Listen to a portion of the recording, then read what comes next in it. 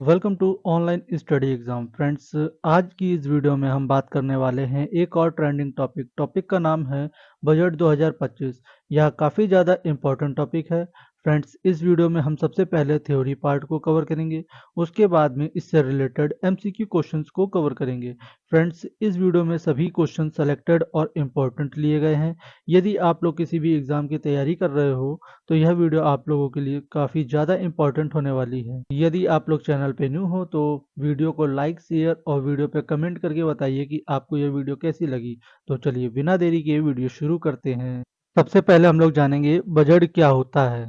Budget एक निश्चित अवधि, आमतौर पर एक वर्ष के लिए वार्षिक वित्तीय विवरण होता है जो अनुमानित आय और व्यय की रूपरेखा प्रस्तुत करता है। इसका उपयोग वित्तीय संसाधनों के प्रबंध और संसाधनों के जुटाव, राजकोषीय समेकन आदि जैसे विशिष्ट लक्ष्यों को प्राप्त करने के लिए एक उपकरण के रूप में किया जाता है। बजट सरकार के व्यय, कर लगाने की योजना है और अन्य लेन देनों जैसे अर्थव्यवस्था और नागरिकों के जीवन को प्रभावित करते हैं, जैसे ब्लूप्रिंट करता है। भारतीय संविधान के अनुच्छेद 112 के अनुसार यह किसी विशिष्ट वित्त वर्ष के केंद्रीय बजट को वार्षिक वित्त विवरण यानी कि एएफएस कहा जाता है। राष्ट्रीय बजट वित्त मंत्रालय के आर्थिक मामलों के विभाग के अंतर्गत बजट प्रभाग के द्वारा तैयार किया जाता है और चर्चा एवं अनुमोदन के लिए संसद में प्रस्तुत किया जाता है। बजट तीन प्रकार के होते हैं। बजट को तीन श्रेणियों में बांटा जाता है। पहला घाटे का बजट, दूसरा संतुलित बजट, तीसरा अधिशेष बजट। आइए अब जानते हैं इन बजटों के बारे में। सबसे पहले संतुलित बजट के बारे में जानेंगे। एक सरकारी बजट को एक संतुलित बजट कहा जाता है यदि दिए गए वित्तीय वर्ष में अनुमानित सरकार व्यय अपेक्षित सरकारी प्रतिनिधियों के बराबर हो। नेक्स्ट है अधिशेष बजट। एक सरकारी बजट को अधिशेष बजट कहा जाता है यदि अपेक्षित सरकारी राजस्व किसी विशेष वित्तीय वर्ष में अनुमानित सरकारी व्यय से अधिक हो। नेक्स्ट है घाटे का बजट। यदि अनुमानित सरकारी व्यय की दर एक वित्तीय वर्ष में अपेक्षित सरकारी राजस्व से अधिक है तो बजट को घाटे का बजट माना जाता है। अब बात करते हैं बजट से जुड़े अन्य तथ्यों के बारे में।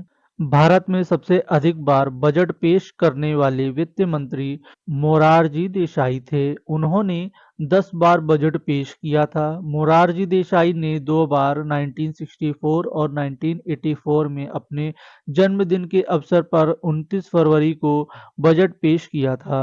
1973 से 74 के बजट को भारत का ब्लैक बजट कहा जाता है क्योंकि 1973 से 74 के दौरान बजट घाटा यानी कि 550 करोड़ रुपए का घाटा हुआ था। आर वेंकट रमण और प्रणब मुखर्जी भारत के ऐसे दो वित्त मंत्री रहे हैं जिन्होंने बाद में भारत के राष्ट्रपति के रूप में काम किया है।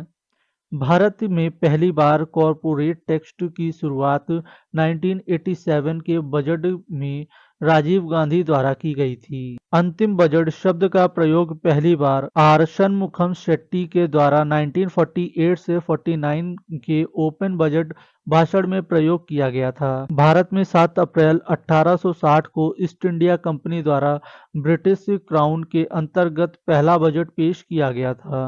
भारत में बजट पेश करने वाले पहले वित्त मंत्री जेम्स विल्सन थे। साल 2000 तक शाम 5 बजे ही बजट पेश किया जाता था, लेकिन वित्त मंत्री यशवंत सिंह ने 2001 में बजट पेश करने के समय में बदलाव कर दिया, इसे सुबह 11 बजे कर दिया। 2001 से हर बार सुबह 11 बजे बजट पेश किया जाता था। शाम 5 बजे बजट पेश करने की परंपरा की शुरुआत सर वेसिल ब्लैकेट द्वारा साल 1924 में शुरू की गई थी। निर्मला सीतारमण लगातार 8 बार बजट पेश करने वाली पहली वित्त मंत्री बन गई हैं।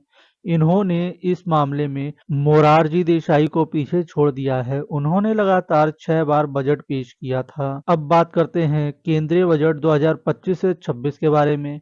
केंद्रीय बजट 2025 से 26 में फोकस ज्ञान पर है। केंद्रीय वित्त मंत्री निर्मला सीतारमण ने संसद में देश का आम बजट पेश करते हुए कहा है कि इस बार बजट ज्ञान पर केंद्रित है।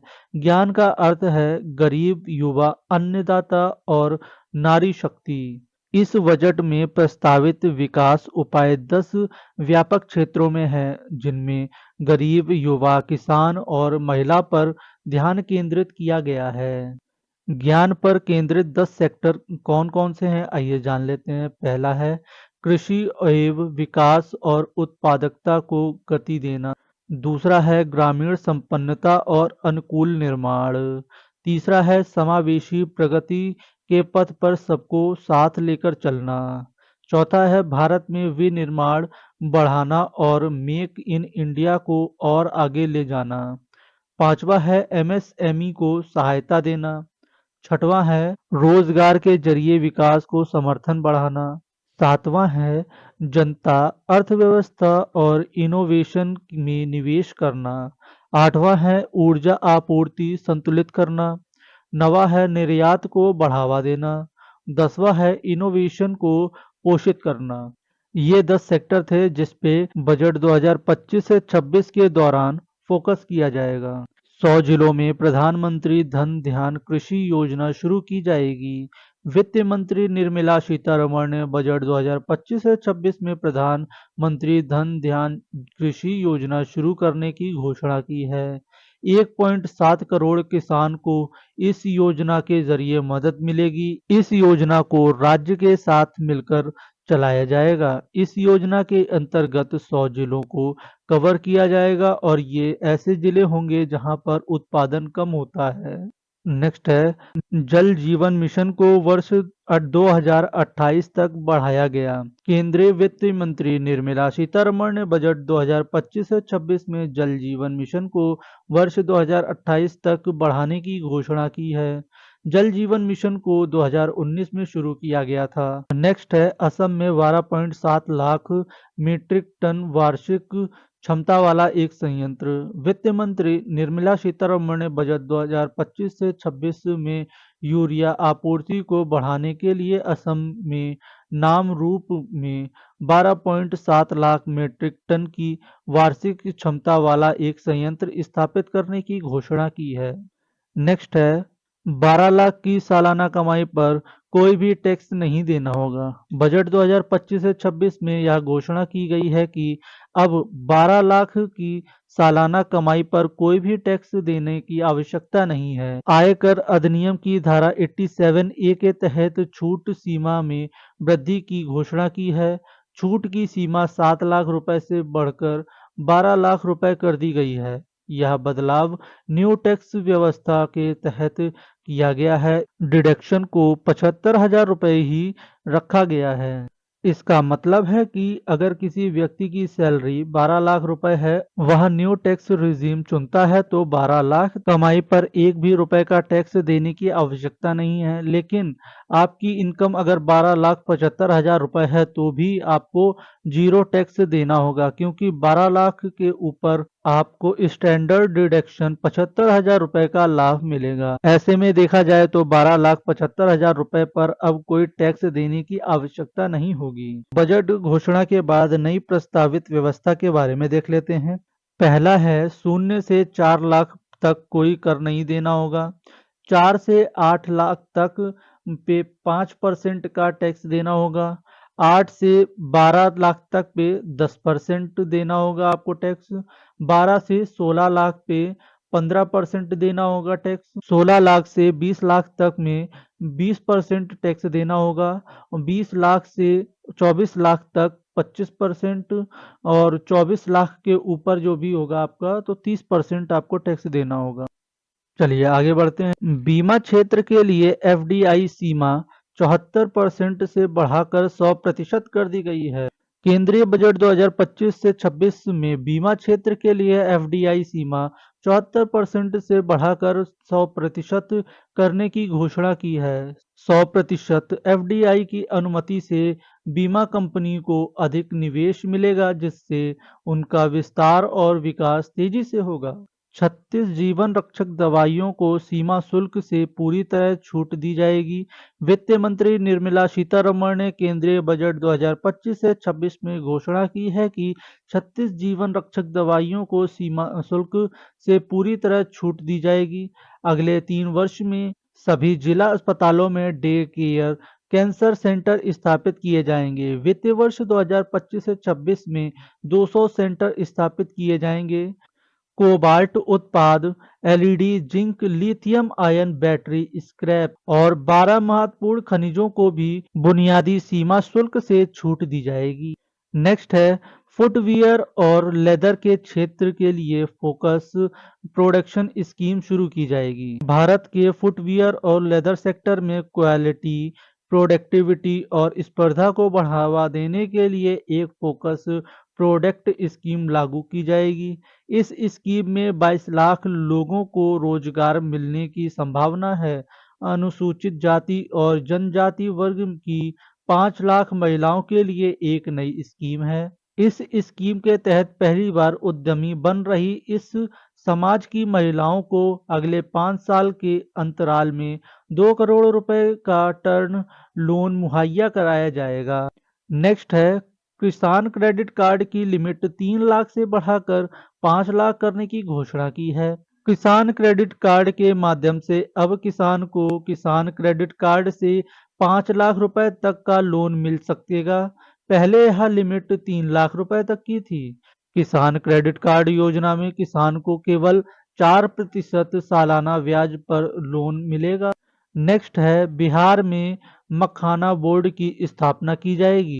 वित्त मंत्री निर्मला सीतारमण ने बजट 2025 से 26 में यह घोषणा की है कि बिहार में मखाना बोर्ड की स्थापना की जाएगी। यह बोर्ड मखाना किसानों को प्रशिक्षण और सहायता प्रदान करेगा। बिहार में फूड प्रोसेसिंग यानी खाद्य प्रसंस्करण को बढ़ावा देने के लिए national institute of food technology entrepreneurship and management का गठन किया जाएगा। नेक्स्ट है भारतीय डाकघरों को बड़े सार्वजनिक लॉजिस्टिक संगठन में बदलने की घोषणा। केंद्रीय वित्त मंत्री निर्मला सीतारमण ने बजट 2025 से 26 में यह घोषणा की है कि भारतीय डाक को 1.5 लाख ग्रामीण डाकघर के साथ एक बड़े सार्वजनिक लॉजिस्टिक संगठन में बदल दिया जाएगा।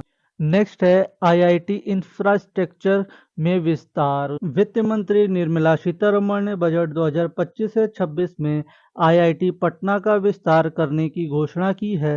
साथ ही यह भी बताया गया है कि भारत में 5 प्रमुख आईआईटीज में अतिरिक्त इंफ्रास्ट्रक्चर बनाया जाएगा ताकि शिक्षा और शोध के क्षेत्र में और अधिक क्षमता और अवसर प्रदान किए जा सकें। नेक्स्ट है 50,000 अटल टिंकरिंग लैब स्थापित की जाएंगी। केंद्रीय वित्त मंत्री निर्मला सीतारमण ने बजट 2025 से 26 में यह घोषणा की है कि अगले 5 वर्ष में सरकारी स्कूलों में 50,000 अटल टिंकरिंग लैब स्थापित की जाएंगी और सभी सरकारी माध्यमिक विद्यालयों को ब्रॉडबैंड कम्युनिकेटिव प्रदान की जाएगी। अब बात कर लेते हैं केंद्रीय बजट 2025 से 26 में विषय के मुख्य घोषणा के बारे में।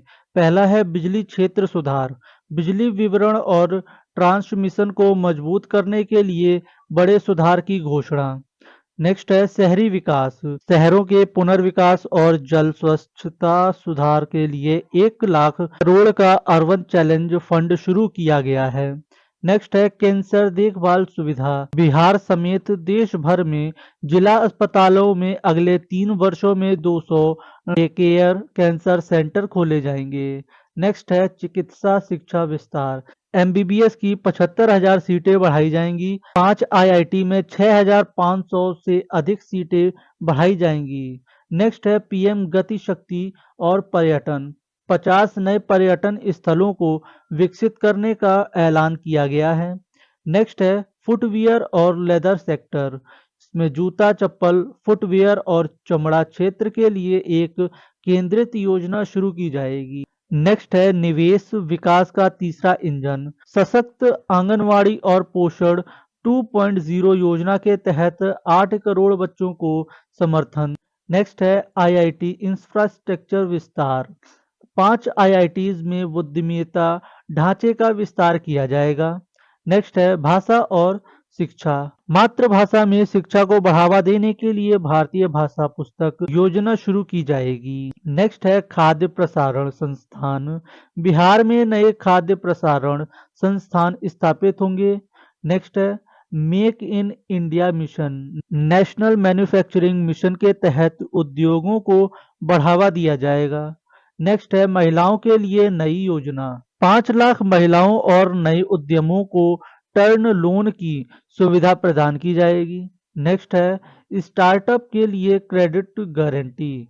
स्टार्टअप के लिए क्रेडिट गारंटी सीमा बढ़ाकर 20 करोड़ कर दी गई है। नेक्स्ट है असम में नया यूरिया संयंत्र। असम में नामरूपी में 12.7 लाख मीट्रिक टन वार्षिक उत्पादन क्षमता वाला यूरिया यांत्रिक स्थापित किया जाएगा। नेक्स्ट है किसान क्रेडिट कार्ड योजना। 7.7 किसान मछुआरों और डेयरी किसान को अल्पकालिक ऋण प्रदान किया जाएगा। नेक्स्ट है कृषि सुधार योजना। धन ध्यान कृषि योजना के तहत 100 जिलों में कृषि उत्पादकता बढ़ाने पर जोर दिया जाएगा, जिससे 1.7 करोड़ किसान को लाभ मिलेगा। केंद्रीय बजट 2025 में सभी क्षेत्रों के लिए बजट में कितना प्रावधान किया गया है, आइए जानते हैं। पहला है शिक्षा विभाग। शिक्षा सेक्टर के लिए इस बजट में कुल 1,28,650 करोड़ रुपए का आवंटन किया गया है। पिछले साल की तुलना में इस साल करीब 7% की बढ़ोतरी की गई है। पिछले साल के बजट में 1,12,000 करोड़ रुपए का प्रावधान शिक्षा विभाग के लिए था। नेक्स्ट है स्वास्थ्य विभाग। केंद्रीय बजट 2025 से 26 में स्वास्थ्य विभाग के लिए 98,311 करोड़ रुपए का प्रावधान किया गया है। पिछले साल केंद्र सरकार ने कुल 86,582 करोड़ रुपए का प्रावधान स्वास्थ्य विभाग के लिए किया था। बजट में आयुष्मान योजना के लिए 9,406 करोड़ रुपए का प्रावधान किया गया है, जबकि आयुष्मान भारत हेल्थ इंफ्रास्ट्रक्चर के लिए 4,200 करोड़ रुपए का आवंटन किया गया है। नेक्स्ट है ग्रामीण विकास विभाग। केंद्रीय बजट 2025 में ग्रामीण विकास के लिए 2,67,000 करोड़ रुपए का प्रावधान किया गया है। 2024 से 25 के बजट में ये प्रावधान 1,80,000 करोड़ रुपए का था। इस विभाग के तहत मनरेगा, प्रधानमंत्री ग्राम सड़क योजना, प्रधानमंत्री आवास योजना, प्रधानमंत्री जनजाति उन्नति ग्राम अभियान, इंदिरा गांधी राष्ट्रीय विधवा पेंशन योजना जैसी स्कीम आती हैं। नेक्स्ट है गृह विभाग। केंद्रीय बजट 2025 से 26 में गृह विभाग के लिए कुल 2,33,211 करोड़ रुपए का प्रावधान किया गया है। पिछले बजट यानी कि 2024 से 25 की बात की जाए तो बजट का आवंटन करीब 2,20,000 करोड़ रुपए के आसपास था। गृह विभाग के बजट के तहत जम्मू कश्मीर और लद्दाख जैसे केंद्र शासित प्रदेश को ग्रांट दिया जाता है। गृह विभाग का काम देश की आंतरिक सुरक्षा, लॉ एंड ऑर्डर, अपराध पर लगाम लगाना है। साथ ही देश के केंद्रीय प्रशासन का जिम्मा भी गृह के ही पास है। नेक्स्ट है कृषि एवं संबंधित गतिविधियां। केंद्रीय बजट 2025 से 26 में खेती और इससे जुड़ी दूसरी गतिविधियों के लिए इस साल बजट में 1,71,437 करोड़ रुपए का प्रावधान किया गया है। इस बार के बजट में किसान क्रेडिट कार्ड की सीमा 3 लाख से बढ़कर 5 लाख करने की घोषणा हुई है। खेती के लिए एक और नई स्कीम की घोषणा हुई है। इस योजना का नाम प्रधानमंत्री धन ध्यान कृषि योजना है। इसे राज्य के साथ लागू किया जाएगा। 100 जिलों को पहले चरण में शामिल किया जाएगा। नेक्स्ट है रक्षा क्षेत्र। केंद्रीय बजट 2025 से 26 में रक्षा क्षेत्र के लिए 6,81,210 करोड़ रुपए के बजट का ऐलान किया गया है, जो पिछले साल की तुलना में 9.5% अधिक है। पिछले वित्तीय वर्ष में रक्षा बजट जो था वो 6,21,940 करोड़ रुपए था। इस बजट में कुल 1,92,387 करोड़ रुपए का पूंजीगत व्यय और 4,88,822 करोड़ रुपए का राजस्व व्यय निर्धारित किया गया है, जिसमें से 1,60,795 करोड़ रुपए पेश के लिए आरक्षित हैं। नेक्स्ट है स्टार्टअप के लिए नए फंड ऑफ फंड्स की घोषणा। केंद्रीय बजट 2025 से 26 में स्टार्टअप को प्रोत्साहित करने के लिए सरकार ने लघु उद्योग विकास बैंक यानी कि SIDBI के फंड ऑफ फंड्स का विस्तार किया है और इसमें 10,000 इस करोड़ रुपए का नया निवेश किया जाएगा। नेक्स्ट है शिक्षा में AI के लिए सेंटर ऑफ एक्सीलेंस। केंद्र सरकार शिक्षा क्षेत्र में AI को बढ़ावा देने के लिए 500 करोड़ रुपए की लागत में एक नया सेंटर ऑफ एक्सीलेंस स्थापित करेगी। नेक्स्ट है राष्ट्रीय परमाणु ऊर्जा मिशन। ऊर्जा क्षेत्र में परमाणु ऊर्जा को बढ़ावा देने के लिए केंद्र सरकार ने राष्ट्रीय परमाणु ऊर्जा मिशन की घोषणा की है। इसमें 2047 तक कम से कम 100 मेगावाट परमाणु ऊर्जा का उत्पादन करने का लक्ष्य है। इसके लिए सरकार 20,000 करोड़ रुपए की लागत से एक शोध एवं विकास केंद्र स्थापित करेगी, जो स्मॉल मॉड्यूलर रिएक्टर पर काम करेगी। परमाणु ऊर्जा अधिनियम और परमाणु क्षति हेतु दीवानी दायित्व अधिनियम में शोधन किए जाएंगे ताकि निजी कंपनियों की भागीदारी बढ़ाई जा सके। नेक्स्ट है मत्स्य पालन को बढ़ावा देने की घोषणा। वित्त मंत्री निर्मला सीतारमण ने आम बजट 2025 से 26 में अंडमान निकोबार लक्षद्वीप में टिकाऊ मत्स्य पालन को बढ़ावा देने की घोषणा की है।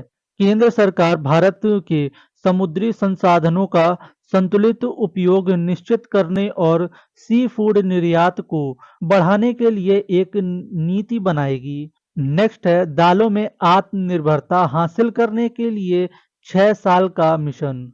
वित्त मंत्री निर्मला सीतारमण ने अपने केंद्रीय बजट 2025 से 26 के भाषण में दालों में आत्मनिर्भर हासिल करने के लिए 6 साल के मिशन की घोषणा की है, जिसमें तूर दाल, उड़द दाल, मसूर दाल पर विशेष ध्यान दिया जाएगा।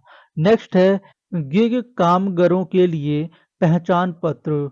आज के दौर में food delivery, cab driver, freelancer, logistic और ऑनलाइन सेवा में लाखों लोग गिग कामगार के रूप में काम कर रहे हैं।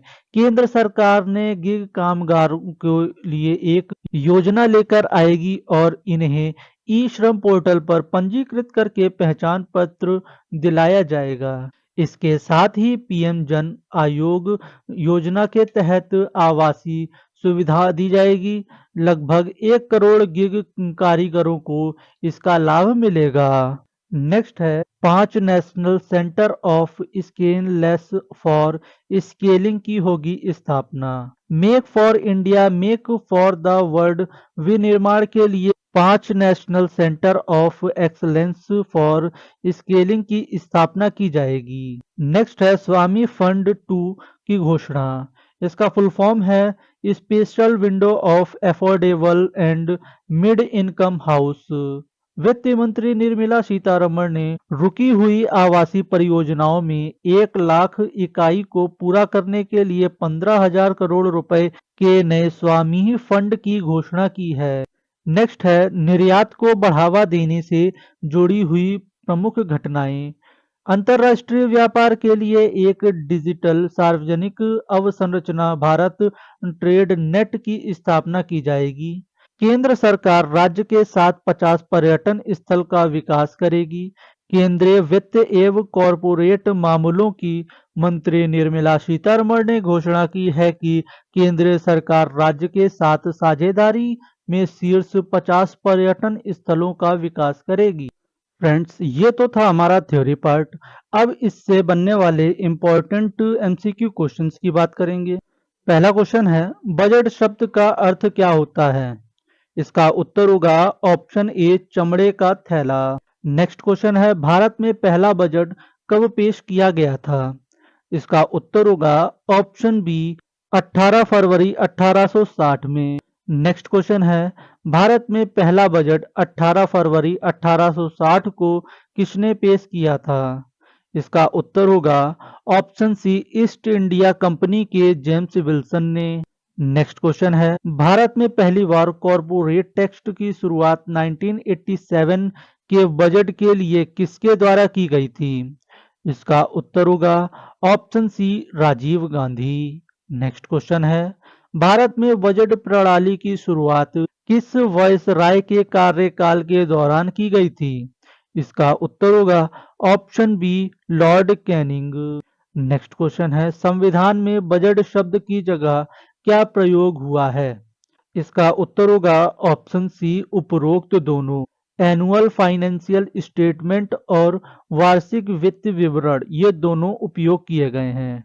नेक्स्ट क्वेश्चन है, किस वर्ष के बजट को भारत का काला बजट कहा जाता है? इसका उत्तर होगा ऑप्शन सी, 1973 से 74 का। इसके इम्पोर्टेंट पॉइंट को देखेंगे। भारत के बजट इतिहास में 1973 से 74 का बजट एक बेहद चर्चित और विवादित अध्याय के रूप में जाना जाता है। इसे ब्लैक बजट के नाम से पहचाना जाता है। ये बजट इंदिरा गांधी के नेतृत्व वाली सरकार में तकनीकी वित्त मंत्री यशवंत चौहान ने पेश किया था। इसे ब्लैक बजट के नाम से इसलिए जाना जाता है क्योंकि यह घाटे का बजट था। नेक्स्ट क्वेश्चन है, अंतिम बजट का प्रयोग पहली बार शनमुखम शेट्टी द्वारा अपने किस वर्ष के भाषण में किया गया था? इसका उत्तर होगा ऑप्शन ए, 1948 से 49 के बजट में। नेक्स्ट क्वेश्चन है, बजट को एक नियत अवधि के दौरान अनुमानित प्राप्तियों और व्यय के विवरण के रूप में किसने परिभाषित किया है? इसका उत्तर होगा ऑप्शन बी, लेरॉन ब्यूलियू। नेक्स्ट क्वेश्चन है, संसद में केंद्रीय बजट की तैयारी और प्रस्तुति के लिए निम्न में से कौन सा जिम्मेदार है? इसका उत्तर होगा ऑप्शन बी, आर्थिक मामलों का विभाग। नेक्स्ट क्वेश्चन है, वार्षिक वित्त विवरण का प्रावधान भारतीय संविधान के किस अनुच्छेद में है?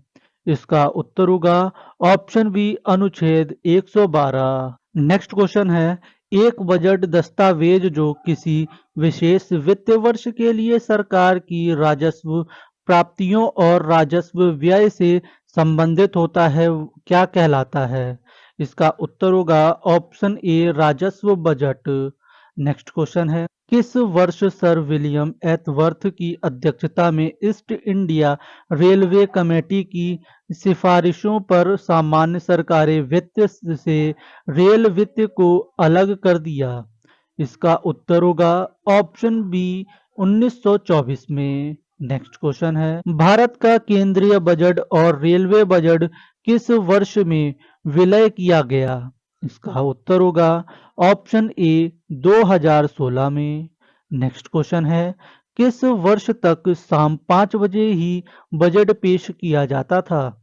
इसका उत्तर होगा ऑप्शन ए, 2000। नेक्स्ट क्वेश्चन है, शाम 5 बजे बजट पेश करने की परंपरा की शुरुआत सर विल्स ब्लैकेट द्वारा किस वर्ष शुरू की गई थी? इसका उत्तर होगा ऑप्शन सी, 1924 में। नेक्स्ट क्वेश्चन है, कौन सा मंत्रालय बजट तैयार करता है? इसका उत्तर होगा ऑप्शन डी, वित्त मंत्रालय। नेक्स्ट क्वेश्चन है, स्वतंत्र भारत का पहला बजट किसने पेश किया था?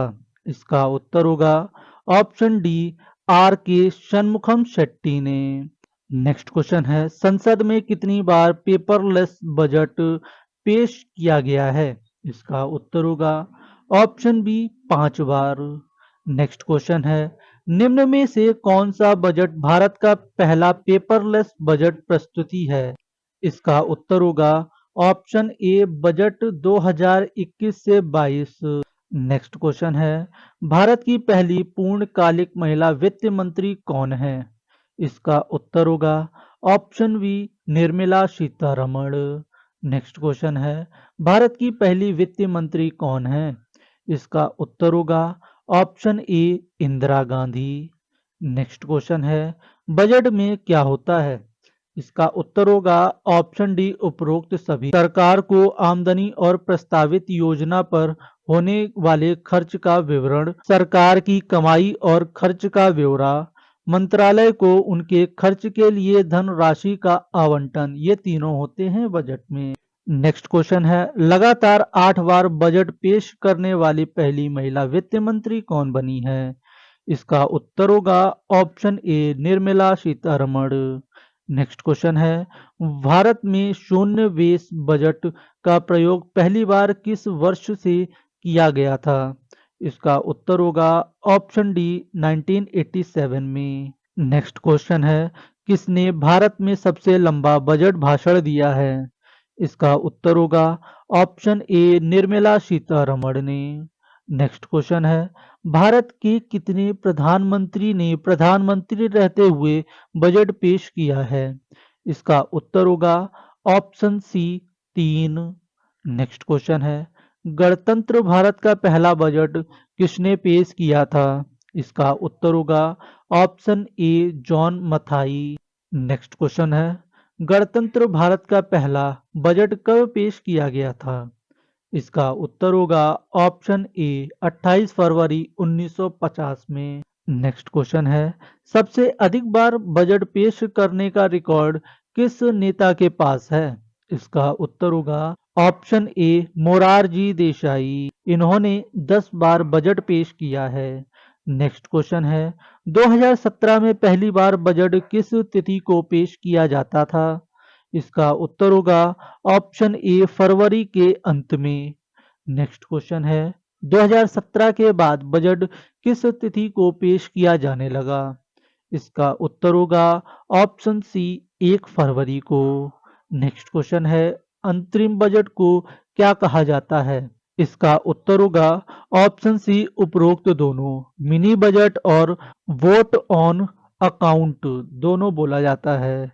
नेक्स्ट क्वेश्चन है, भारत में निम्न में से कौन सा बजट का प्रकार नहीं है? इसका उत्तर होगा ऑप्शन डी आरक्षित। बजट के 3 प्रकार हैं, घाटे का बजट, संतुलित बजट और अधिवेशन बजट। तो सबसे पहले हम लोग देखते हैं घाटे का बजट। यदि अनुमानित सरकारी व्यय विशेष वित्तीय वर्ष में उपेक्षित सरकारी राजस्व से अधिक है। नेक्स्ट है संतुलित बजट। एक बजट को संतुलित बजट कहा जाता है यदि अनुमानित सरकारी व्यय किसी विशेष वित्तीय वर्ष में अपेक्षित सरकारी प्रतिनिधियों के बराबर हो। नेक्स्ट है अधिशेष बजट। यदि अपेक्षित सरकारी राजस्व एक विशेष वित्तीय वर्ष में अनुमानित सरकारी व्यय से अधिक है। नेक्स्ट क्वेश्चन है, भारतीय बजट व्यवस्था का जनक किसे कहा जाता है? इसका उत्तर होगा ऑप्शन बी जेम्स विल्सन को। नेक्स्ट क्वेश्चन है, रेल बजट को आम बजट में विलय का फैसला किस समिति की सिफारिशों के आधार पर किया गया? इसका उत्तर होगा option A Ackworth Smith. Next question है, बजट के लिए कौन सी परंपरा 1860 में शुरू हुई थी? इसका उत्तर होगा ऑप्शन बी बजट को लाल रंग के बैग में लाना। नेक्स्ट क्वेश्चन है, बजट पेश करने के लिए लाल रंग वाला बैग लाने की परंपरा किसने शुरू की थी? इसका उत्तर होगा option C William Edward Gladstone ने। नेक्स्ट क्वेश्चन है, संसद में बजट किस भाषा में पेश किया जाता है? इसका उत्तर होगा ऑप्शन बी अंग्रेजी भाषा में। नेक्स्ट क्वेश्चन है, निम्न में से किस स्थिति में सरकार घाटे में चलती है? इसका उत्तर होगा ऑप्शन बी जब सरकारी व्यय राजस्व से अधिक हो। फ्रेंड्स, अगर हमारी वीडियो अच्छी लगी हो तो लाइक शेयर एंड सब्सक्राइब करिएगा। मिलते हैं आपको नेक्स्ट वीडियो के साथ में।